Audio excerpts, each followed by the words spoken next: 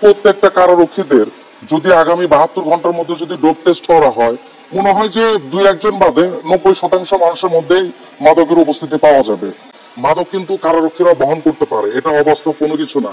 প্রধান ফটকে দেওয়া আছে রাখিব নিরাপদ দেখাবো আলোর পথ, এরকম আসলে কিছুই না। ভিতরের পুরো জগৎটা হচ্ছে অন্ধকার জগৎ। এবং এইখানে যে যারা এখানে যাচ্ছে ক্রাইম করে তাদেরকে এখানে শুধরানোর জন্য এটা শোধনাগার, জেলা কারাগারকে বলে শোধনাগার, সেখানে তো শুধরায় না, বরঞ্চ সেখানে সবকিছু সহজলভ্য হয়ে যায়। ওইখানে হাত বাড়ালেই মাদক পাওয়া যায়, হাত বাড়ালেই সবকিছু, এবং ব্যবসা শুরু হয়। আমরা সাধারণ মানুষের দৃষ্টিকোণ থেকে জেলা কারাগার হচ্ছে একটা হচ্ছে শোধনাগার, অথচ কারারক্ষীদের কাছে এটা হচ্ছে একটা ব্যবসা প্রতিষ্ঠান। এইখানে প্রথমে যখন আসামি ঢুকে এখান থেকে সিট বাণিজ্য শুরু হয়। কেউ যদি কোনো একটা বিল্ডিং এ সিট দিতে চায় যে আমি করতোয়াতে বা মহানন্দতে বা যমুনাতে আমি এত নাম্বার ওয়ার্ডে আমি সিট দিতে যাচ্ছি, তাহলে সেখানে তাকে টাকা দিতে হবে। এখান থেকে শুরু হয় টাকার খেলা।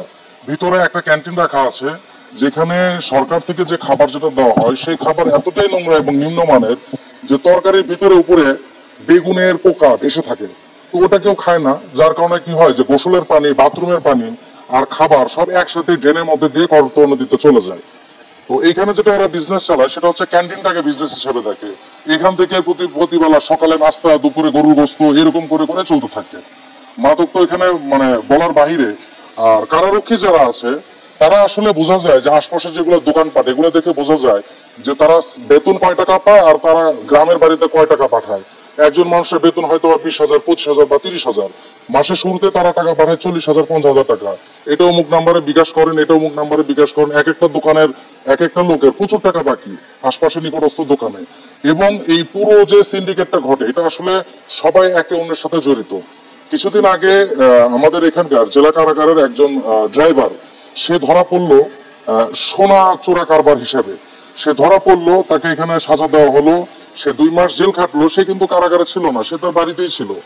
সে তার মতো অ্যাজ ইউজুয়াল ডিউটি করতেছে, ডিউটি করে সে তার বাড়িতেই সে যাওয়া আসা করতেছে রাত্রেবেলা, মানে লোক আড়াল করে সে যেভাবে করে বসবাস করতেছে এটাই তার জন্য জেলখানা।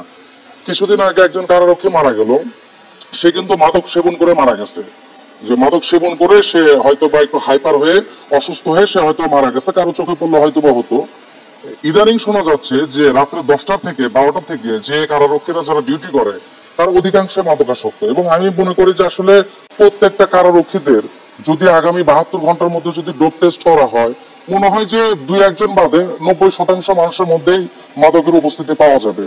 এবং মাদক ভিতরে শুধুমাত্র যে আসামিরাজ নিয়ে যায় তা না, মাদক কিন্তু কারারক্ষীরা বহন করতে পারে, এটা অবাস্তব কোনো কিছু না। কারণ একজন আসামি দীর্ঘ 2 বছর ধরে আছে ছোট্ট একটা কেসে, একটা ছিনতাইয়ের কেসে, সে এখান থেকে বের হচ্ছে না। কেন বের হচ্ছে না? কেউ কোনো খোঁজ নিচ্ছে না।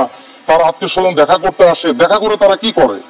ভিতরে দর্শনাগারে এখানে ক্যামেরা লাগানো আছে, কিন্তু কেউ ইনভেস্টিগেশন করে না, কারণ এটা কারো দরকার নেই। মাস গেলে টাকা পাচ্ছে, মাস গেলে ভাগ বাটোয়ারা পাচ্ছে, মাসোয়ারা পাচ্ছে, তাদের দিন আলহামদুলিল্লাহ চলতেছে, তারা চলে যাচ্ছে। তো আমার মনে হয় যে আসলে এটা রাখিব নিরাপদ দেখাবো আলোর পথ, এই আলোটা শুধুমাত্র কারারক্ষীরা দেখে যাচ্ছে। এবং যারা অন্ধকারে ছিল তারা আরো গভীর অন্ধকার থেকে তারা আরো ঢুকে যাচ্ছে ভিতর দিকে।